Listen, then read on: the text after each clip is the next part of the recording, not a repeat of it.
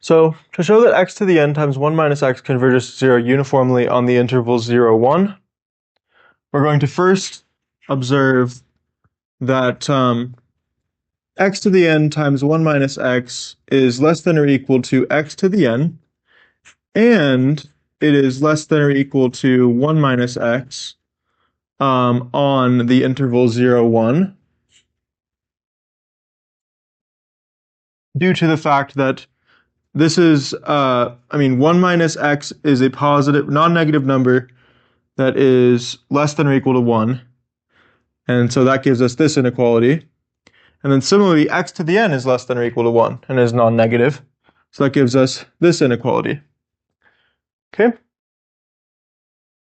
Well, these two inequalities tell me that the minimum of x to the n and 1 minus x is an upper bound on our function of interest, x to the n times 1 minus x, pointwise on 0, 1.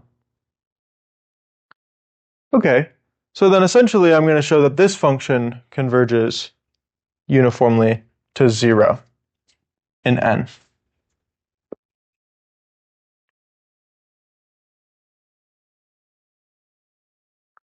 So let epsilon be greater than 0.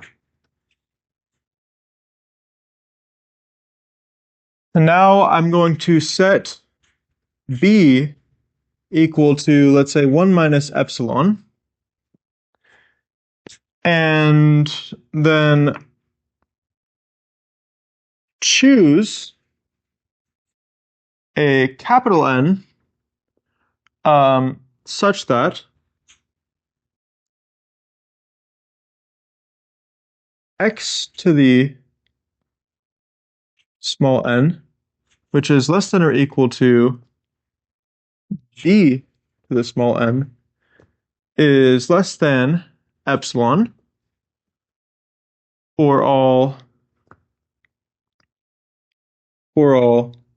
n greater than or equal to n, and x in the interval 0, b. Okay?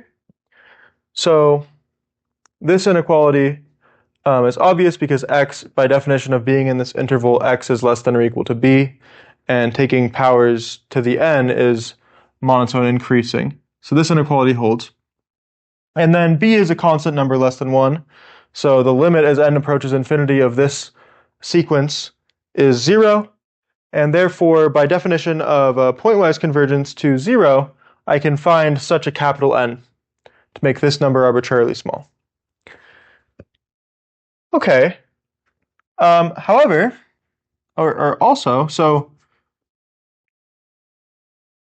grammar aside, x to the n times 1 minus x is less than or equal to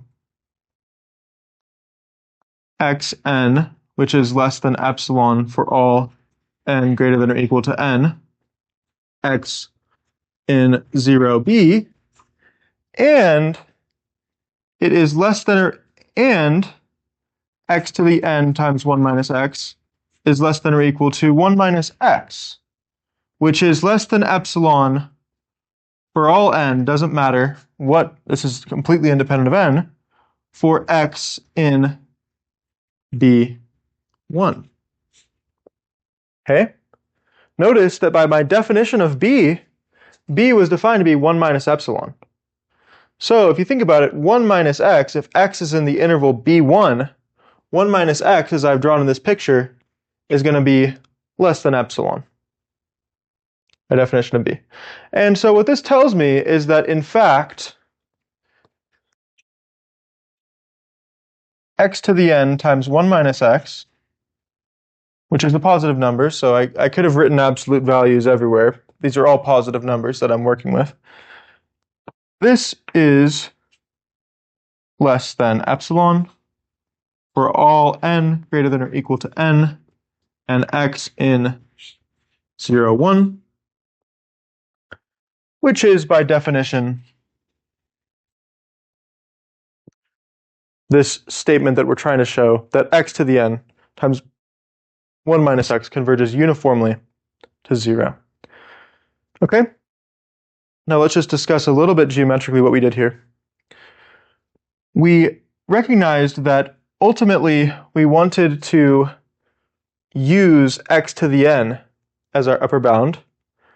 And if we try to do so initially, we'd find that x to the n converges pointwise to 0 on the interval. So note that x to the n converges to 0 pointwise on 0, 1. Obviously, at the point 1, it converges to 1. So it doesn't converge on the closed interval, but on the half closed, half open interval, it does converge to 0 pointwise, however, not uniformly. Okay? And then a further thing that I'll note is that x to the n does converge to 0 uniformly on an interval of the type 0, 1 minus epsilon, where epsilon is small. So by using 1 minus x, we essentially used 1 minus x to cut off a small neighborhood of 1.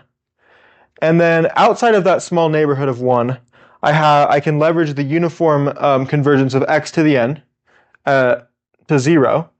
And then inside the small neighborhood of 1, I get the bound less than epsilon just due to the 1 minus x term, which is independent of n. Okay? Hopefully this made some sense.